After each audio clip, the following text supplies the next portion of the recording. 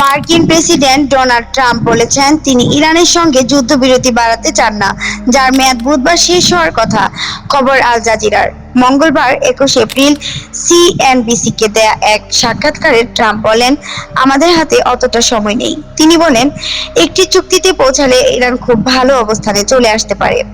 এছাড়া আলোচনা করা ছাড়া ইরানি কর্মকর্তাদের কোনো বিকল্প নেই বলেও জানান ট্রাম্প।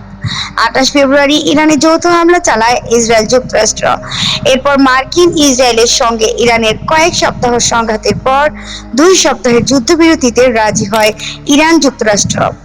বুধবার যুদ্ধবিরতির মেয়াদ শেষ হওয়ার আগেই ইসলামাবাদে দ্বিতীয় দফার আলোচনায় বসার কথা দুই দেশের প্রতিনিধিদের।